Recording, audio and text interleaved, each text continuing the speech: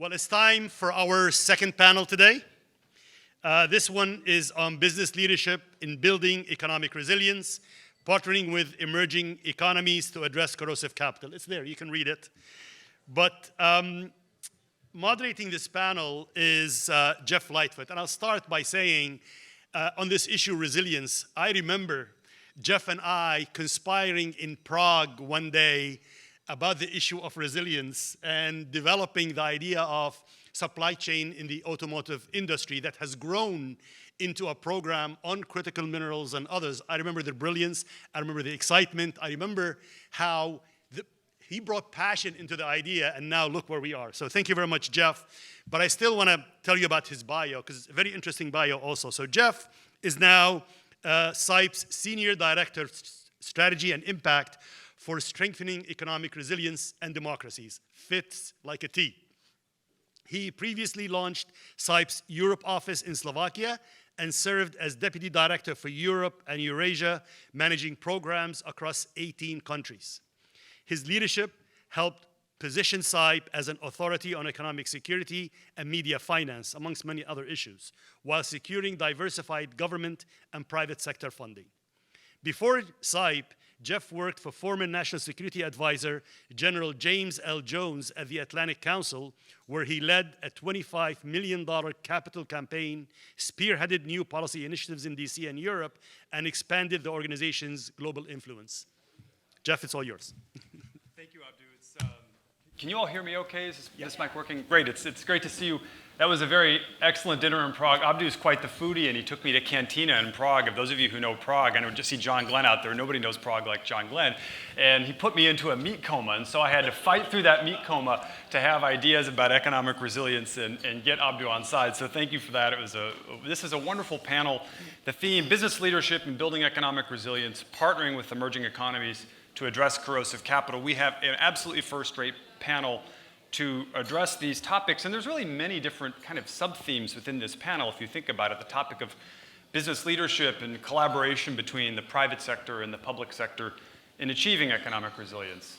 Unpacking what we mean by economic resilience, perhaps if you sit in the public sector or if you sit in the private sector. The topic of corrosive capital, and I see my colleague Eric Kantz out here, and Eric and Kathy have done an absolutely phenomenal job of organizing this convening and bringing us all together. And Eric really helped spearhead a lot of the work at CIPE on this topic of corrosive capital, which we'll talk about. And in my travels around Europe, and I know this is even more true in other emerging markets, that oftentimes the private sector would say, well, corrosive capital, maybe they want to talk about that, but they really wanted to talk about constructive capital, how to bring in that kind of high-quality investment that would really raise all boats and improve both the prosperity situation and the governance situation as well. So we'll certainly be talking about that.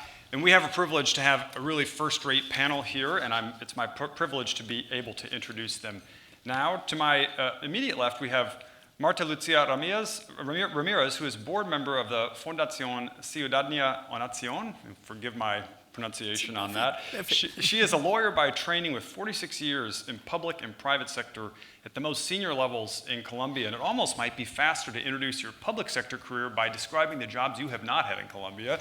Former vice president of the country, she was Minister of Foreign Affairs, Minister of Foreign Trade, Minister of National Defense, Colombia's ambassador to France. That's just in the public sector alone. President and CEO, for example, of the National Association of Financial Institutions, and a number of other august business roles in Colombia, and academia, a senior fellow at Harvard. So she brings an absolute wealth of experience about the situation in Colombia and in the wider Latin America region. In the middle, we have Delyan Dobrev. He is the chair of the Parliamentary and Budget Finance Committee in the Bulgarian Parliament. He's a senior figure in the Garib party, which is part of the ruling coalition. He's really made a name for himself in economics and energy. He was previously the Minister of Economy, Energy, and Tourism, and in that role played a major role in canceling a Russian nuclear energy project. He's in his 9th term in the Bulgarian Parliament, representing the constituency of Haskovo, where he's been focused on Bulgaria's European integration, transatlantic ties. And that country is a frontline state. You can read the news this morning and see how difficult it is to be a frontline state of the Russian Federation. Just ask Poland, just ask Bulgaria. So there's a lot for us to talk about in terms of corrosive capital, but also efforts to build constructive capital as well. And finally, we have Margaret Olele, she is the CEO of the American Business Council in Nigeria and a longstanding CIPE partner. She was previously the head of corporate affairs at Pfizer, West Africa, East Africa, and South Africa, and brings to this panel and this discussion more than 30 years of engaging the public and private sectors across Africa in government affairs, business development, regulatory communications. She also hosts the American Business Council podcast, do check it out, and uses that platform to promote, among other things, women business leaders and entrepreneurs. I wanted to start by going back to Andrew's opening remarks, because he gave, I thought, a really excellent definition in his remarks about economic resilience and giving a definition of it. And there's an old Washington saying that where you sit determines where you stand. It's an old expression about bureaucratic politics. And people have different perspectives based on their geography, whether they sit on the public sector side of the table or the private sector side of the table. So this concept of economic resilience is quite broad, and I thought we might start with a definitional conversation about how you see economic resilience. What are the economic resilience challenges in your country right now, and how do you think about defining it? Because I think that will help set the tone for the conversation that follows and also inform some of our own thinking at CIPE as we delve deeper into this topic. So might start with you, please. Okay, thank you very much for this invitation, and I want to say that resilience is a word that I really hate, because this is a fashionable word. Everybody wants to explain something, so it says it's resilient. So we have to be resilient, and I understand this is something that means that we need to evolve. But this is something that we have to do always, to evolve from difficulties, to evolve from tragedies, to evolve from challenges.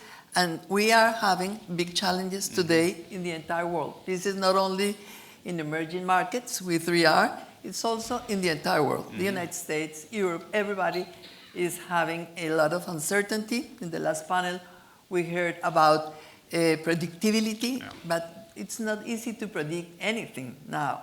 The World Economic Forum shows in the report this year, in January, that the risks for the next 5 years and the risks for the 10 next years are very related with uncertainty, and uncertainty about everything, institutions, democracy, of course, the social unrest, which is clear in the entire world. So that's why I think it's not very easy for me to define economic resilience. I just understand that after COVID, everything has changed a lot, and all the countries have the responsibility to work, the private sector and the governments, in order to improve conditions of the economy, conditions for development, conditions for the well-being of the people. And that's why I really believe that we need to work together in each country. We need to work together, governments and private sector. I'm absolutely convinced that we need the private sector to invest, to create jobs, to innovate, to create markets. But this is something that we need to work sincerely. Because sometimes when you are in government, I have been in both, public sector and government. When you are in government, sometimes you feel that people in private sector can use you for their benefit. And this is not fair. You have to work together in the Colombian benefit or in your country's benefit. So that's why I think it's not good to have the idea that when you are in government, you are working for one specific company interest. You have to work with the private sector for your country's interest, how to diversify production, how to diversify markets, how to have better and more stable rules in order to have a good development of new businesses in the country. So for so many years, I have been working in this conviction that we have to develop a credible and trustable partnership relation for the good of Colombia. But it's also something that we need to understand that because COVID and because inflation and because Russia and because everything, now there is a lot of instability about institutions. Multilateral institutions are unstable, it's not easy to predict what's going to happen with WTO, with the international norms, international rules. So that's why economic resilience needs trust, needs confidence, needs a good faith in order to work together in each country and also in the international community to promote development, to promote jobs, and to promote better conditions of life for everybody. So.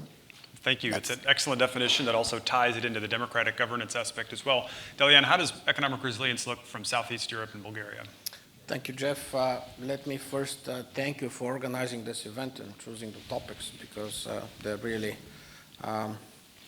very important at the moment. Secondly, let me correct you, it's my 11th term actually in Parliament. Excuse me. But since they go so fast in Bulgaria, we have elections every couple of months. Every couple of months, who is counting anymore? So I've been a member of Parliament for 16 years now, and this is the 11th time I've been elected as a member of Parliament. This is an example of resilience. Resilience is important, seriously. Resilience is important for the government. The most important thing to have economic resilience is to have a government. And in Bulgaria, thank God, we have a government for almost 8 months now. But before that, for the last couple of years, we had 4 or 5 elections and interim governments that kept changing the direction. On the other hand side, the first thing that's most important from a government point of view is to have a government. To have a government with its policy, and this government should stay for 4 years. The second key thing about economic resilience from a government perspective is the budget. It's the budget that can actually help the economy come back, or it's the government that could actually make things worse. And if we look at all the countries around the world, especially countries in Europe, what we see is that countries, they increase their budget deficit through crisis. But the problem is that after the crisis is over, they kept running these large budget deficits, which hurt the debt to GDP ratio. This is something that we see all around the world. This is something that we see in Europe. In Europe, some of the founders of the European Union have a debt to GDP ratio above 100%. They keep running budget deficits. For example, you're seeing what's happening in France. They keep running budget deficits for years. And it's difficult for politicians, because once they try to do what's right and reduce the budget deficit, they fall down. This is what happened yesterday in France, right? They were trying to cut spending, and what happened was they lost support of the majority in Parliament. So it is really difficult for governments, for politicians, to do the right things, because the more you do the right things, and if you don't explain it well, usually that's the case, you lose support. So I'm lucky that my party has its 4th government since 2009, and somehow we have managed to keep budget deficit always within the 3% Maastricht criteria. In some of the years before the COVID crisis, our budget was balanced, which is a success. In my country, we have 24% debt to GDP ratio, so we are outperforming most of the countries in the European Union. Actually, we're number 2. Due to these successes, although not easy from a political point of view and public support point of view, but due to these successes, we are becoming a member of the Eurozone from the 1st of January next year, and we are considered a high-income country since the beginning of this year. So it's worth it. The decisions are not easy. In order to have economic resilience, we all need to make difficult decisions. Thank you, Jeff. And to tie your point, Delyan, back to Marta Lucia's, it's so difficult to have a partnership between business and government when the government's always falling every 5 months. We had worked when I was based in Europe with some of your associations, actually trying to advance a constructive capital agenda to drive forward reforms to make the investment environment better for the ICT sector. And they would advocate relentlessly and get a law past the first reading of Parliament only to have the government fall and have to start basically push that ball back up the hill. And it was so difficult for business advocacy in that context. So to Marta Lucia's point about partnership, how difficult that is if the political institutions aren't resilient, it makes economic resilience difficult as well. Margaret, what are the economic resilience challenges coming from Nigeria and West Africa? Yeah, so before I talk about the challenges, I would just like to tie to what Marta said about not liking the word economic resilience. For me, I kind of think that the word is incomplete if you don't tie it to some level of economic vibrancy, because it talks about a situation where there's some level of solid, like almost like not a sleeping giant, but a giant that knows he exists, and and that's it. And so we need to look at it from that perspective.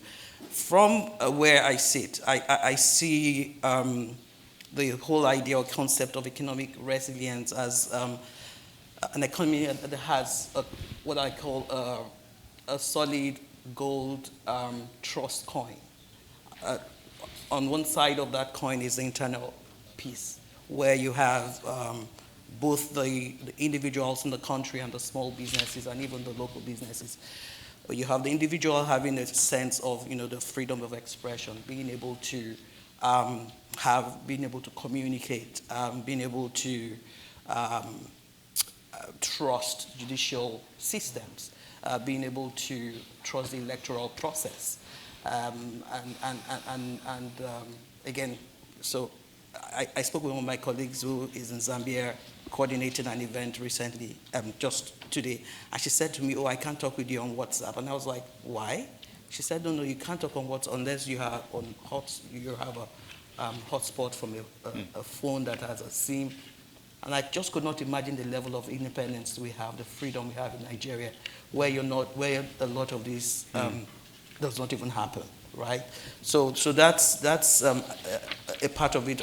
Again, where small businesses like SMEs, are able to thrive, and there are opportunities where the regulation works. But on the other side, which is the external, where private sector, has that confidence, to engage, to want to do business because there are clear policies here. There are opportunities for public-private, conversations that are meaningful, that can move things forward, and so that is really essential. And when I look at what we currently have in Nigeria, I've seen a lot of progress in terms of how we are. I would say that this is the first have 25 years of uninterrupted democracy after some past existence of interminglings with the military, and so I would say that for what I would call a still young democracy, Nigeria is really on track as an economic resilient country. We're seeing policies that make sense in terms of regulatory updates, things that are making the ease of doing business easier, so that you have FDI inflows that also make sense.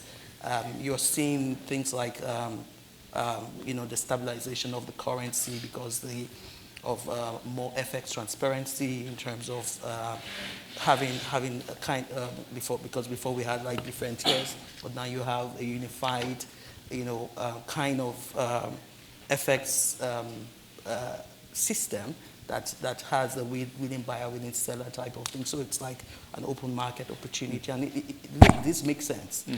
We've seen tax reforms that have been. So we talked, the last panel talked about sometimes the multiplicity of regulations. So you have regulations at different levels, federal, state, local government, but you're seeing some level of unification of some of these things. And the tax reform is one example of one project, one area that can really help accelerate and make things grow. However, there are still teething issues around the electoral process. Digitization is also making things work better, making public sector operations work better. We have a government that's able to engage with private sector.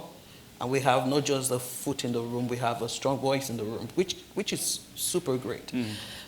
Where I see that we need to do some more work is really the implementation and enforcement of some of these regulations. So you have these beautiful regulations and all, but it has to be for everyone, and it has to mean everything for everyone. So it would not mean one thing for instance, US companies and another thing for a Chinese company or a Russian company.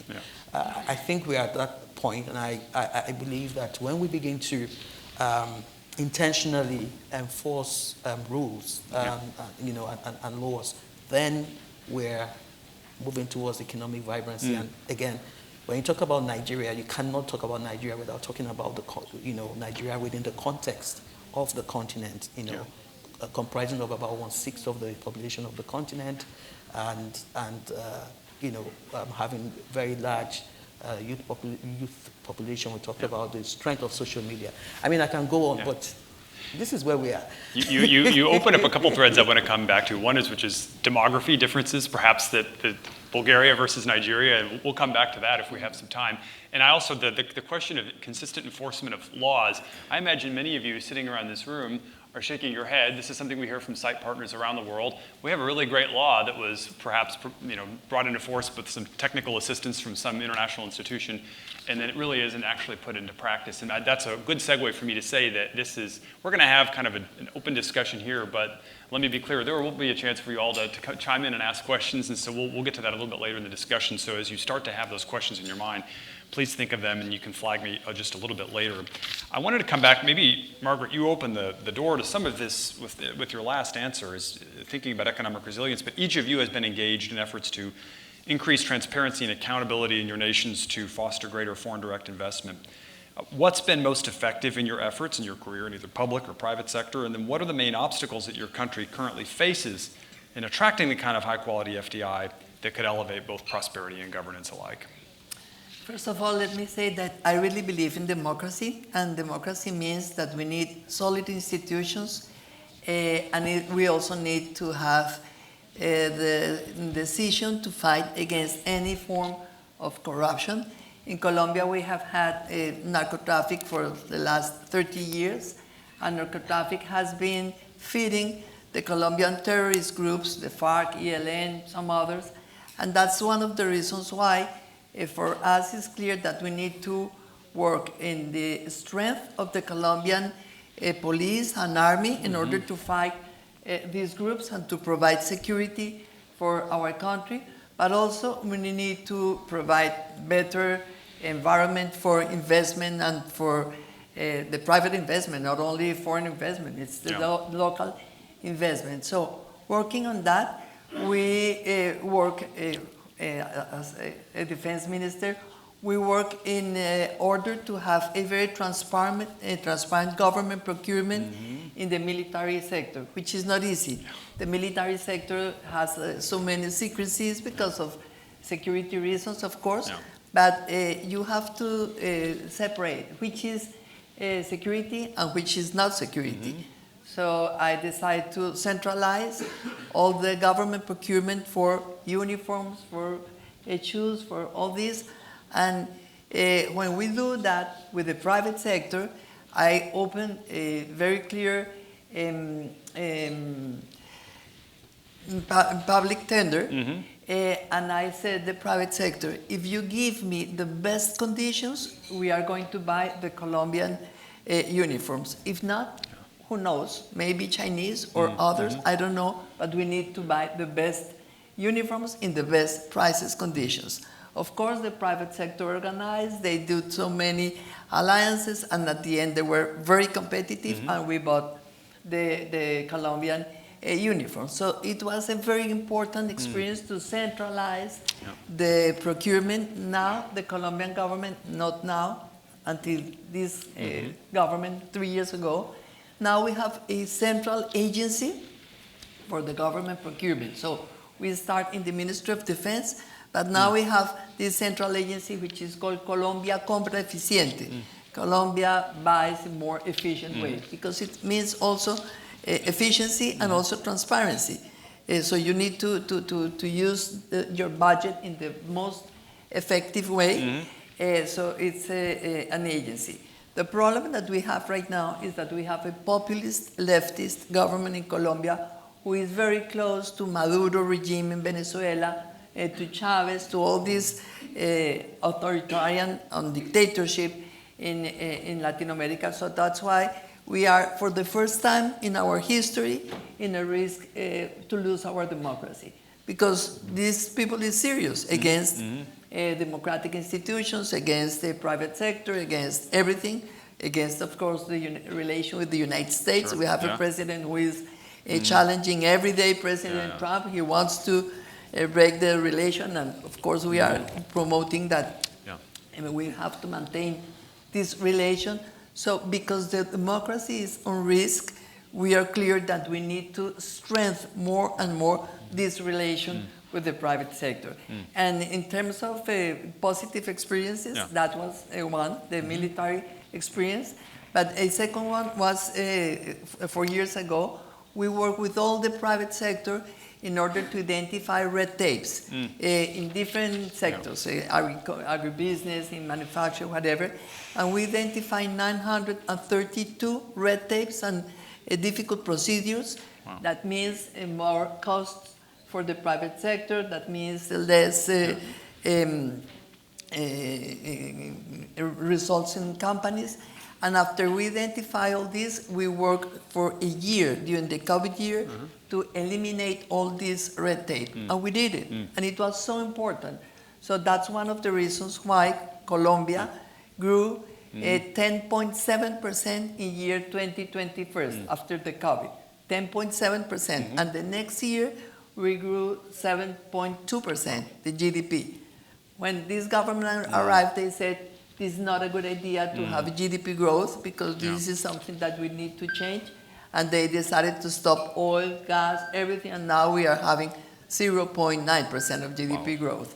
So that's why I said we need to work in this solid alliance, thinking in the good for the country, but these two experiences have been good. And the third one, not the last one, I'm so sorry because it's too long, we did in terms of infrastructure, because of course infrastructure is one sector with a lot of risks of corruption, and after all this Odebrecht scandal in Latin America because of Brazil and everything, we did a format to standardize all the contracts for the infrastructure.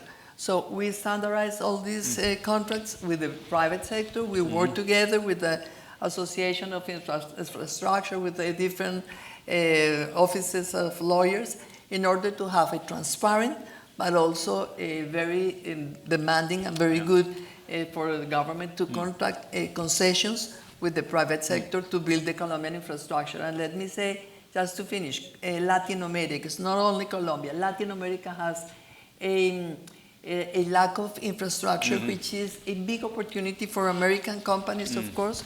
So the gap of infrastructure is something like 150 billion US dollars. So if we can develop these kind of standards for concessions for infrastructure contracts, this is something that can create opportunities and also to attract foreign direct investment from USA, from Canada, from others. Sure. Because at the end, some businessmen in Colombia, in United States, said, oh, we don't like that Colombia has now the Chinese metro. But the reason why is because when the Colombia Bogota mayor opened a bid for the metro, no American companies, no European companies, it was only the Chinese companies who were attracted for this kind of investment. So if we want to have a good investment, good capital, constructive capital, we have to understand the Chinese capital is ready to invest sometimes when American companies or European companies are not interested in some specific project. So this is something that we also have to build together. Absolutely. That's a refrain we hear around the world, but not always that kind of energetic regulatory framework to try to solve the problem. So that's great to hear. Delyan, so in terms of your efforts to increase transparency and accountability and FDI attractiveness what's worked and what are the challenges still to come for Bulgaria in achieving what it's hoping to in terms of FDI? It is important to fight corruption. We are also trying to do the best rules possible for public procurement, to have transparency, to let the best company win. But at the same time, transparency and fighting corruption is not enough, because you mentioned corrosive capital, and we have seen it for the last at least 30 years, even more. In Bulgaria, it is mostly Russia, less China, but mostly Russia. And I know that it is tempting for all developing countries to attract whatever investments they can find, including Chinese and Russian investments. I believe that this is dangerous. I believe that this is very dangerous because it comes with negative influence from these countries. Mm-hmm. And I'm glad to tell you that, to tell everyone that with the support of CIPE, with the technical assistance of CIPE, in Bulgaria we adopted investment screening mechanisms that actually, for significant projects, reviews the companies that would like to participate and rejects companies that we believe would influence or would bring corrosive capital to Bulgaria. So it is really important to make sure that in addition to transparency, in addition to fighting corruption, we need to make sure that we don't end up in a situation with corrosive capital. Bulgaria, for example, until the beginning of the war in Ukraine, was 90% dependent on Russia for energy. We were buying nuclear energy from Russia, we were buying all our oil, or most of our oil, from Russia, and we were buying gas from Russia because that was the pipeline going directly to Bulgaria and to many other countries in Eastern Europe. What this was bringing, we have the Lukoil refinery in Bulgaria, what this was bringing was negative influence from Russia and burdens or obstacles to the European development of the country. And we have seen it before, we continue seeing that. Good news is that since the beginning of the war in Ukraine, we have stopped buying Russian oil. So for almost 2 years now, we haven't bought a single barrel of Russian oil. We have stopped buying Russian gas completely. The state is not buying any Russian gas. Bad news here is that the state is not buying any Russian gas, but the market is liberalized. So what is happening is our neighbors, in our case Greece, is buying more Russian gas and reselling it in Bulgaria at a higher price. So we thought we are not buying any Russian gas, and at the end of the day, gas is again Russian. We're not buying any nuclear fuel from Russia anymore. We have diversified. We have 2 nuclear reactors, 1,000 megawatts each. For one of them, we're buying Westinghouse fuel, and for the other, we are buying Framatome. That's a French company. We're building 2 new reactors, which would be Westinghouse, and will be the first country in Europe, actually the first country outside the US, that would build Westinghouse AP1000.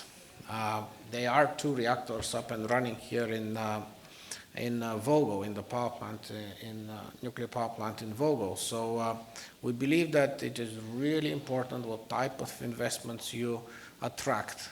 And it is very dangerous, in my opinion, to attract, because we have seen it before, to attract the wrong kind of investments. So my advice would be to be very careful with those Russian and those Chinese investments, because what follows afterwards is negative influence for the development of the country. And unfortunately, there is one other bad news. We have seen in the last 3 or 4 years the pro-Russian parties in Bulgaria, because they are pro-Russian parties. They're parties that come out from nothing, just being created, in my opinion, with Russian money in the country. So the pro-Russian parties are gaining momentum. And I'm afraid that if there are preliminary elections next year, we might end up with a pro-Russian government, which would be a real pity for Bulgaria. But this is what corrosive capital does in the countries that it goes into. Thanks for that stark warning. And Margaret, how does this perspective look from your side in terms of the achievements of perhaps reform to attract the kind of high-quality FDI you're looking for? But you alluded to it earlier in the economic resilience conversation about maybe some of the work that's still to be done, but where do you see the task ahead for Nigeria in this regard? Yes, so for me, I see, first of all, Nigeria, and that's typically what we use as a key messaging, is a natural partner, business partner to the United States, which means that typically Nigeria would rather do business with the US than with any other government, my perception. When, for instance, the new government started, one of the very early things we did was to, before the election, we got in the 3 top vice presidential candidates of the parties into the small sitting room of the U.S. Consul General in Lagos with the U.S. companies to look at, okay, what would relationship be like in terms of public-private existence? How would they work with in terms, FDI and all? All of them, the 4, said they were going to have a private sector-centric approach to doing business. And so we felt, yeah, anyone would work. And we were very deliberate about the VP position, because the VP position kind of oversees the economic space of the the country. And since then, this was like a foot in the door, just getting in to further engage. And once the government came in, we observed the champions, within the government that we could speak with. And these are stakeholders that have worked in the private sector.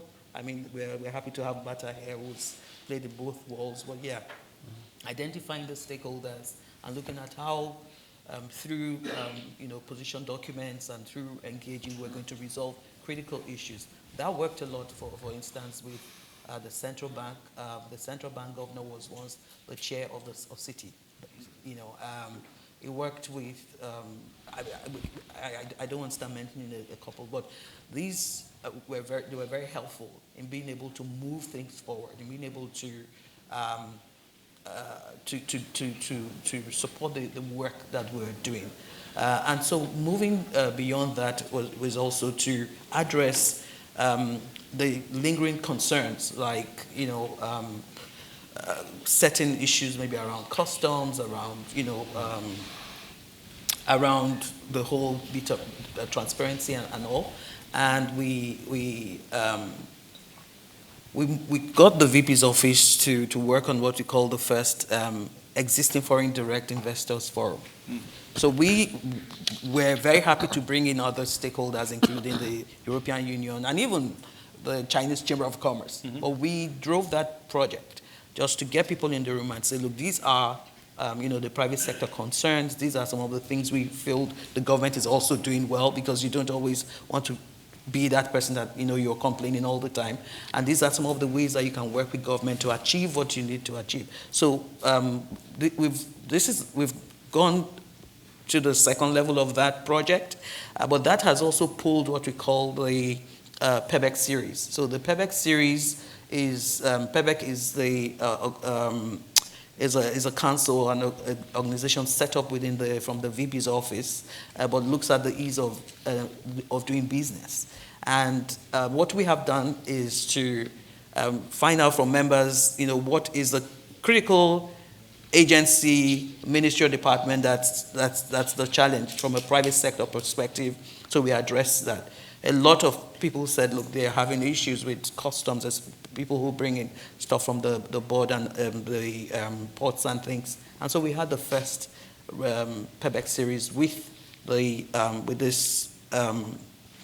the Comptroller General, and we talked about communication. We also moved from just having our podcast talking with private sector, but also bringing government stakeholders to this podcast. The Comptroller General was the first one we had on our podcast, and just sharing exactly what needs to be done, And since then, we've had this open one window approach to doing business. We've seen opportunities coming out, from the work they're doing to drive also transparency in the work they do. Another area that has been has been successful so far is being able to look at how we can digitize some of the projects, that are happening. But I would not end this without talking about, so again, the PEBEC series, in September, we're going to be bringing it to New York. We're bringing in a lot of stakeholders, the DG of the Ports Authority, the Comptroller General, a couple of state government agencies, and even state governors, because that is another area where you have challenges where you have a regulation at the federal level, but at the state level, it's also something else. So really being able to bring these folks in the room and have them, engage with government, with private sector in the U.S., and in some cases even have some expressions of interest on existing tenders that are coming from these organizations. We're talking about digitization. We had an engagement with the Bureau of Public Procurement. Now, the Bureau of Public Procurement is in the process of digitizing their tenders.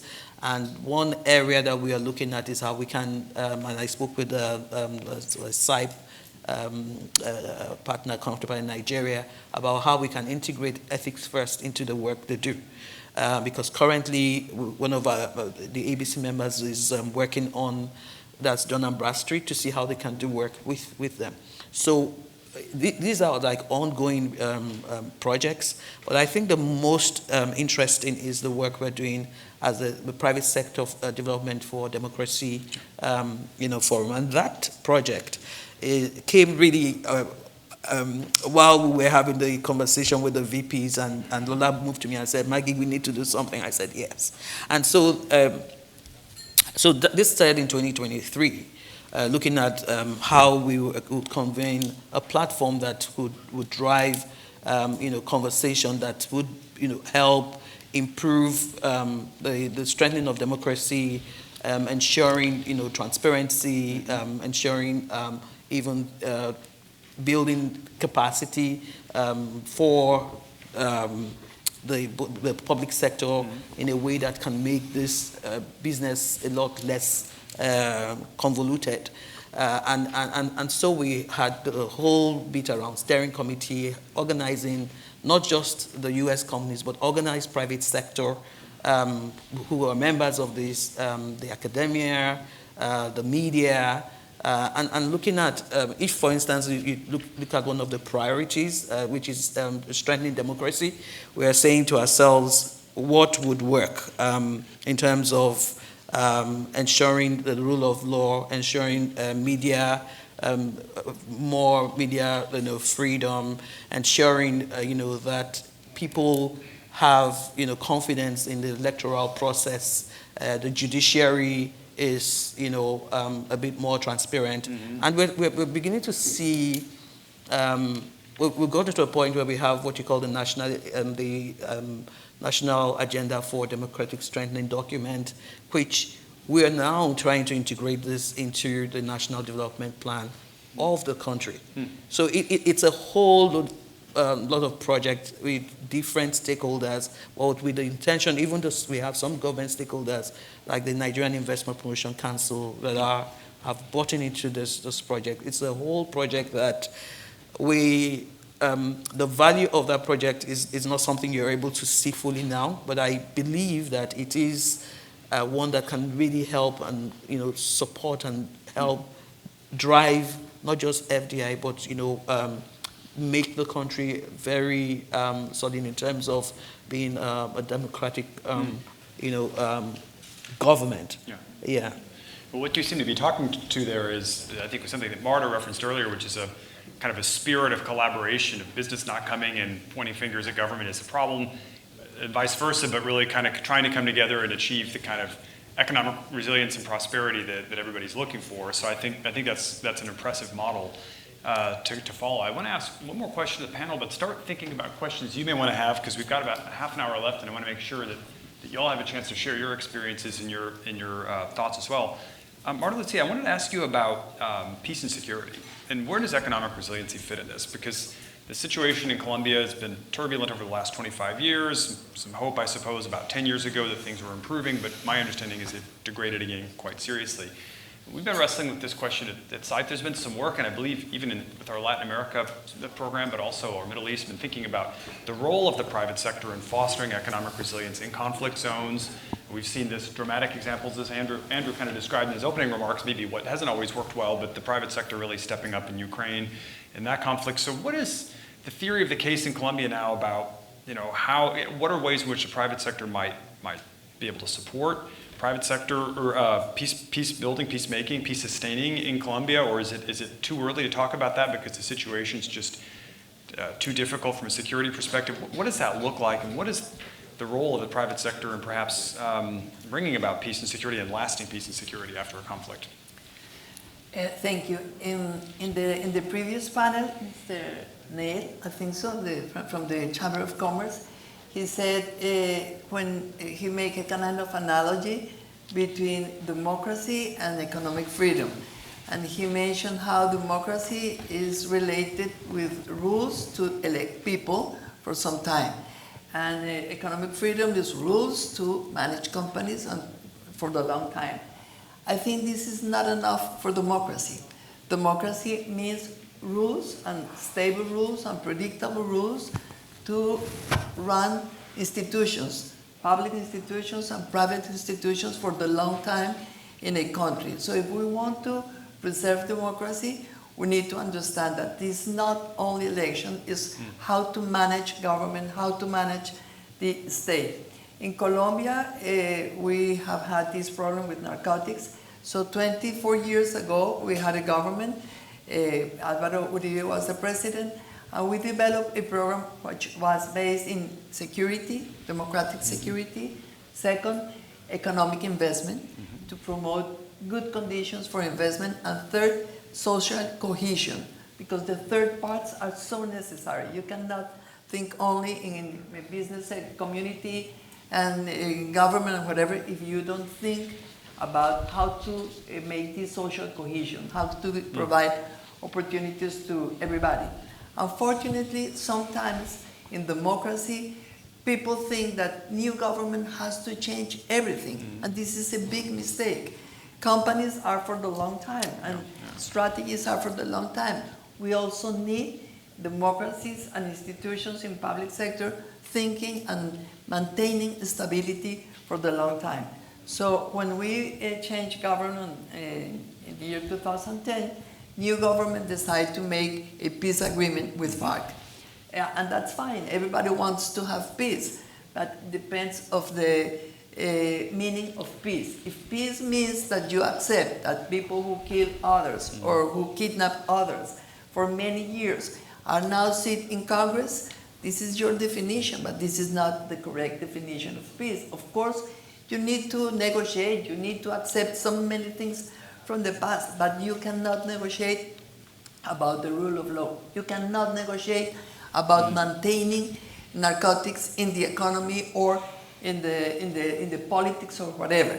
So that's the failure in the peace process in Colombia. This process was very important. It was a big vision, and it was so many positive aspects. The involvement of the private sector was also important, but they were so weak in terms of negotiating the elimination of drugs and narcotics in the Colombian politics and in the Colombian society. So that's why FARC has been strong and stronger and stronger in the last 10 years. We negotiate in year 2016, so in the last 8 years they again have a lot of power. They increase the amount of hectares which are coca crops in Colombia.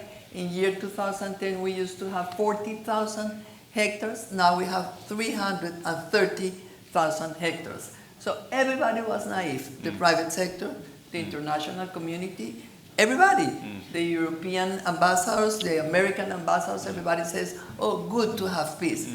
But what kind of peace? At the end, we are suffering a lot because if we have drugs, we have violence, we have crimes, we have kidnapping, we have the weakening of the Colombian institutions. So the private sector was so important in terms of participating and offering development in some rural areas, but at the end, nobody was enough clear about how to maintain this,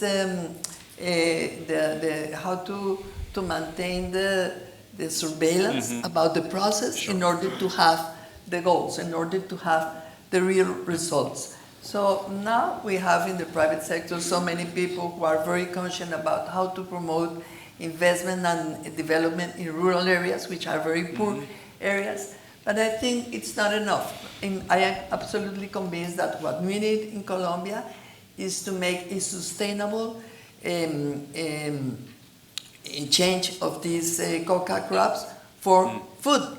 For example, cacao, coffee, palm, so many very productive and competitive goods that we have in the agricultural sector, which are needed for food security, for food implementation. And let me say, this is one important sector for the American companies to invest in Latin America, because we can become the food security for the Americas, the entire hemisphere, and for so many markets. So we have a lot of opportunities. So we need to think more long-term strategically, working together, American companies, Canadian companies, Colombian, Peruvian, others, but with one condition: democracy is not for is not only for elections. Democracy is not something that we can concede. We cannot accept that being naive about democracy or about narcotics, we are going to have peace or development or better conditions of life.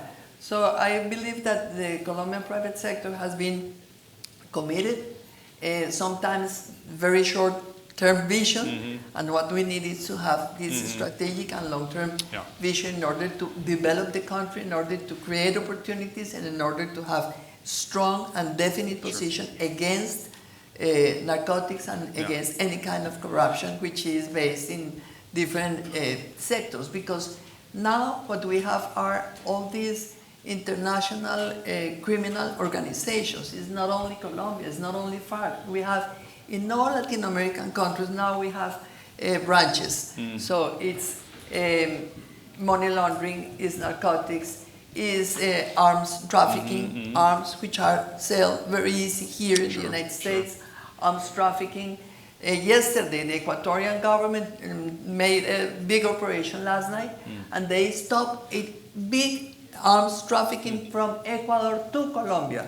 So those arms are two strength terrorist groups in Colombia. So arms trafficking, the smuggling, of course, which is so bad for companies, and also human trafficking. So all these international organizations are creating a big damage, and also are creating a big threat for different countries. So that's why we need to work together in order to develop, in order to invest, but also in order to demand this strong justice and institutions. Well, it gets back to the pretty much the central theme of the day. The private sector can be an important element of locking in peace and security arrangements, but only under a proper foundation of rule of law and democratic values. So let me see, do we have questions to the audience? I think I see Mikel out there, and I also see Colombian, our other Colombian here has also a question. And you had really good, interesting point yesterday about attitudes towards American business, which I also was curious for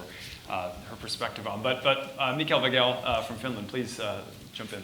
Thanks so much, and thanks for a really interesting panel. I'm Mikel Vagel, founder and CEO of the Economic Security Forum, based in Helsinki in Finland.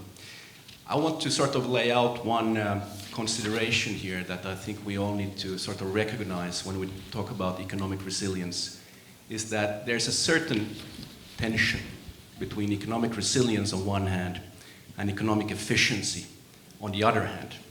So economic resilience takes investment, right?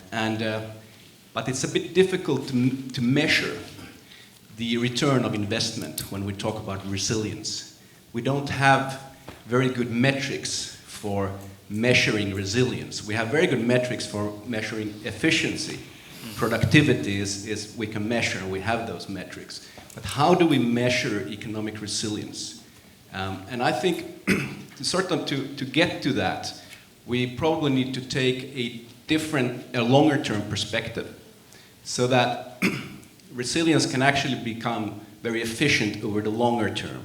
And a resilient economy over the longer term is also probably more efficient. Let me take one example, which is being a bit trivial perhaps, but Germany was very with the energy networks of Russia. So Germany became very dependent on the energy networks, on Russian energy. That was efficient over the short term, right? That provided productivity to the German economy. But we know now that over the longer term, that was not very efficient. It was detrimental to the German economy, right? But in order for us to start investing in resilience and be sure about that we get a return on investment, we need metrics. So that's something I would like to lay out for discussion here to the panel and perhaps broader as well. How do we measure resilience? What are the metrics? Because I think that would be really, really important if we want to sort of have more resilient economies. We need to be able to show return on investment in resilience. Thanks. Well, Mikael has been sort of speaking the language of our strategic offsite from yesterday and in the weeks forward. How do we measure these things? Economic resilience is one of those things you sort of know it when you don't have it. Perhaps when things are going fine, it's easy to just assume it will always be that way. That's a tough question, though, and I also see our monitoring and evaluations team. I think they're here, so we might put them on the spot a little bit later. But would anyone like to take an assessment of that? Yeah, Delyan, what is economic resilience? How do you measure it? The example was really good. I gave that same example yesterday in another roundtable because before the war in Ukraine, the US was warning Europe that we should not be that dependent on Russian imports of energy products, especially gas.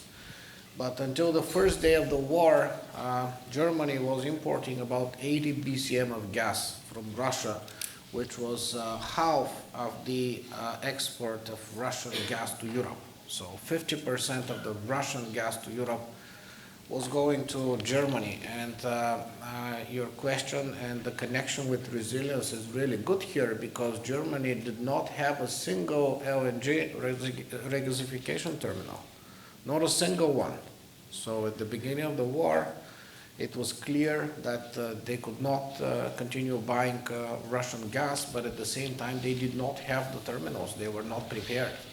But what Germany did, and this is what I want to say with this is that history teaches us how to be more resilient. What Germany did was in a matter of months, in a matter of 12 months, it built all the terminals that it needed. And right now, what Europe should do, it is time. It was too early, 3 or 4 years ago, at the beginning of the war, it was too early because we couldn't do without Russian gas. But right now, Europe has built enough LNG terminals. We can substitute 100% of the Russian gas with non-Russian LNG. So this is the next step, and we should do this next step to show that we can be resilient and will be even more resilient in the future. Yeah, from where I sit, I see like a free market, a fair and free market as one of indices you could, one of the indices you can use to measure resilience, right? How this equals. More of these equals, more FDIs, more opportunities. I see that as one solid example you can use. So when, for example, when we before we had the one FX, unification of the FX for Nigeria, we had this whole uncertainty from the private sector. People were not sure of how to invest. Investors were pulling out, and well, within the last few months, we're beginning to see, the investors' confidence increase. The government went for I call it a roadshow on a bond that was oversubscribed in Europe.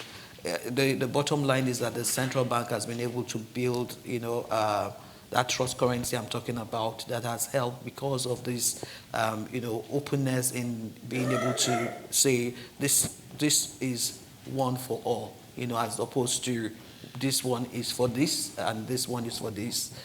Just having a free, a fair competitive market, I believe is one of the indices to measure economic resilience. Perhaps it could be an outcome, but it depends. It's a long study. Thank you very much. And anything you want to add to that? Yes, I think that if we agree that resilience is also evolving, we have to evolve from different circumstances. So when we have this COVID and Russia and everything, now we have to think how we can evolve. And it means it's not only GDP growth, it's also how we can evolve as a society, how we can evolve investing not only in companies but also in people, how we can educate better people, and how we can understand that sometimes these kind of investments are not only for the short term, or for the long term. If we invest in people, it means that we are going to have higher productivity in some time from now.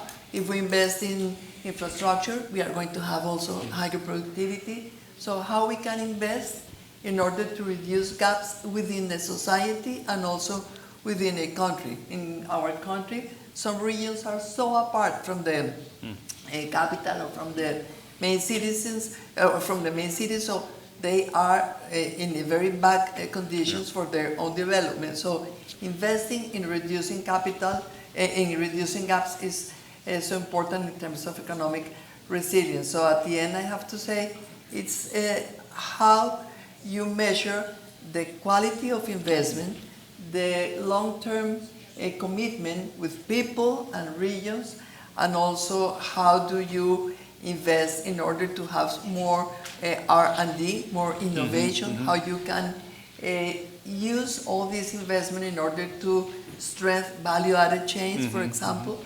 So this is different aspects that you have to measure, people, institutions, and the quality of your value-added chains in order to bring more development for the country. Thinking about it holistically as sort of a systems approach. Yes. Yeah.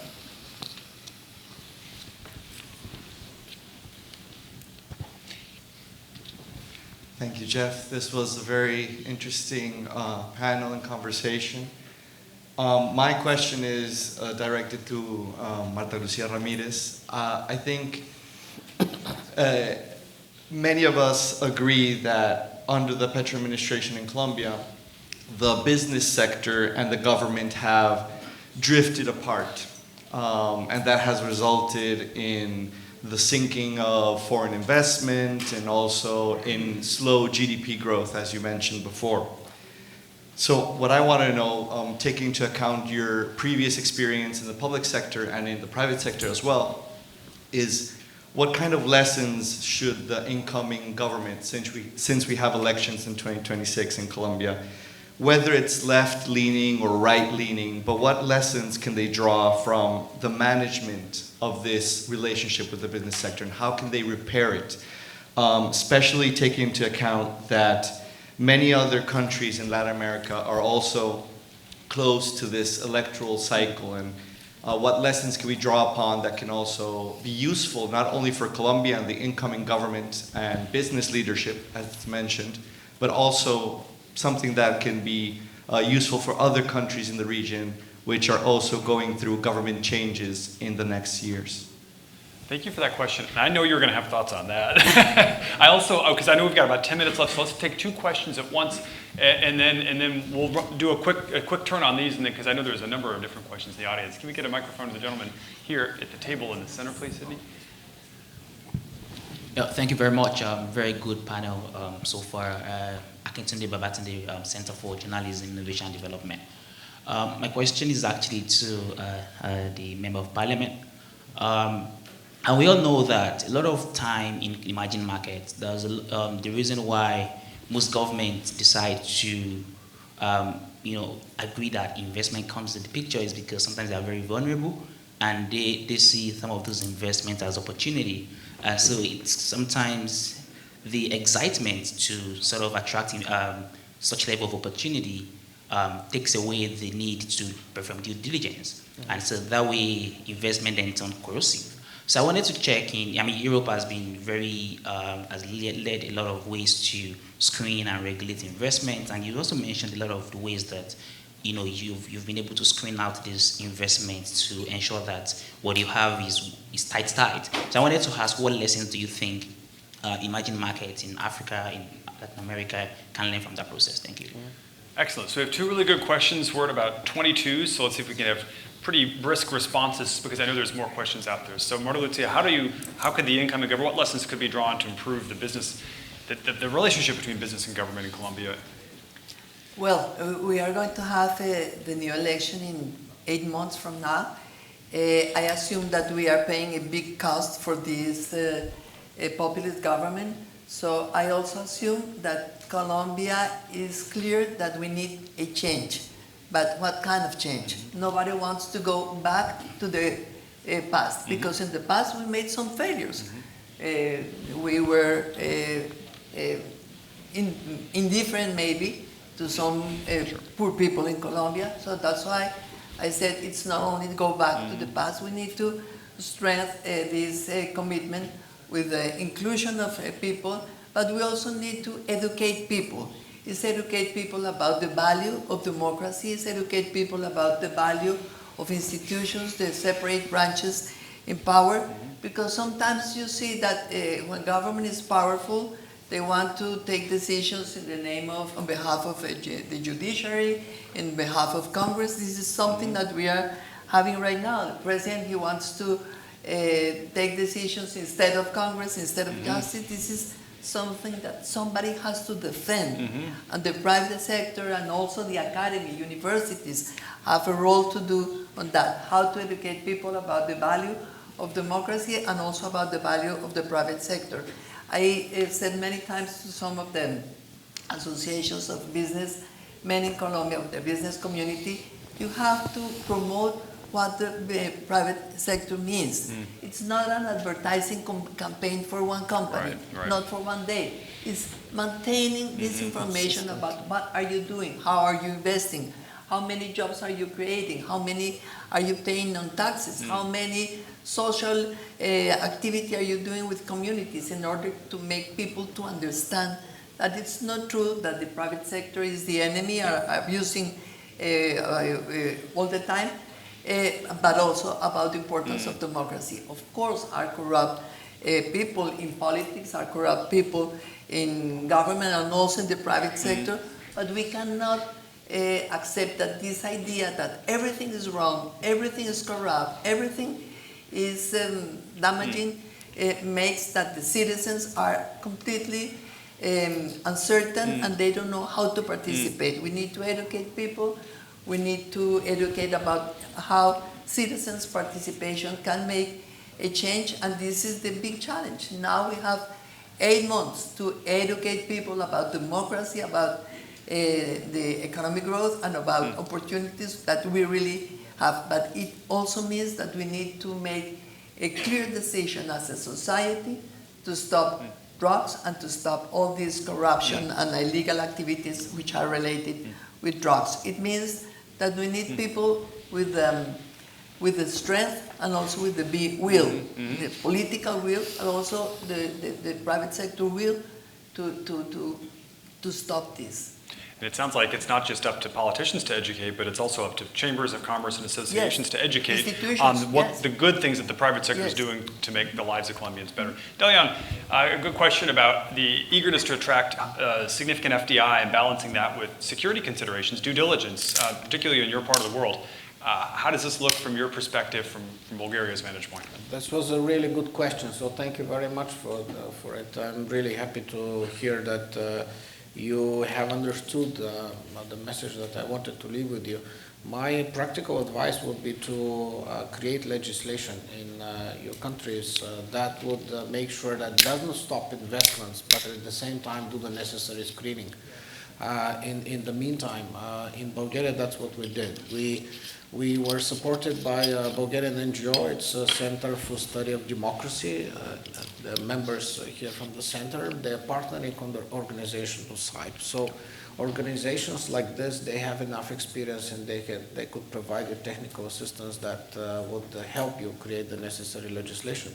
And I understand that, and I get it that you're enthusiastic about investments because investments are so important. They're in a way life-saving for the region.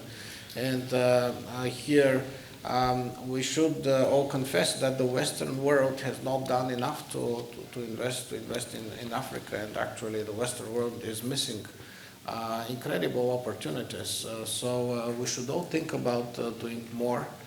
Investing more in Africa so that countries there get the necessary investments that they need and don't have to rely on China or on Russia or to corrosive capital just because there is no other investments. Because in some cases, it's better to get investment from corrosive capital than get no capital at all. I understand that.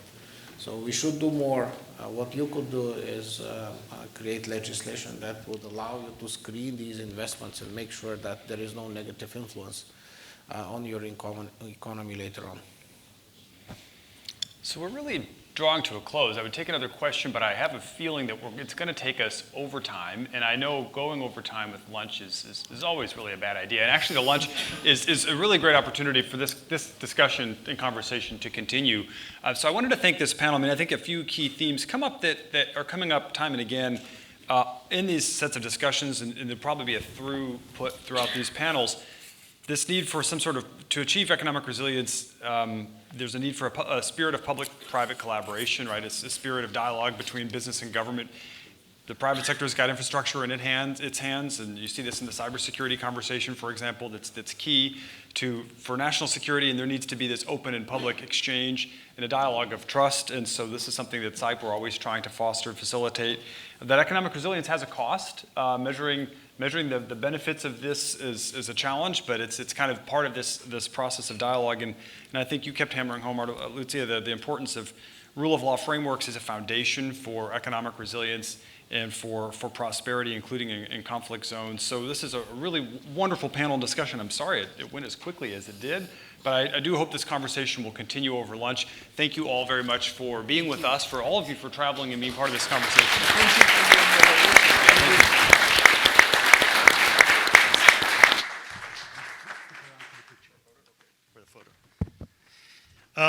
Apologies for those who had questions, but we know there were so many questions because this was so interesting. But let's take advantage of all of us being here. Let's get lessons learned, best practice, whether it's from Bulgaria or elsewhere.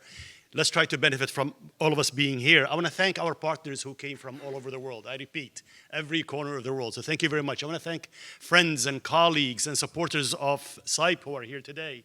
But in particular, I want to acknowledge Her Excellency Ambassador Carla Sands, Vice Chair of Energy and Environment at America First Policy Institute. Thank you for being here.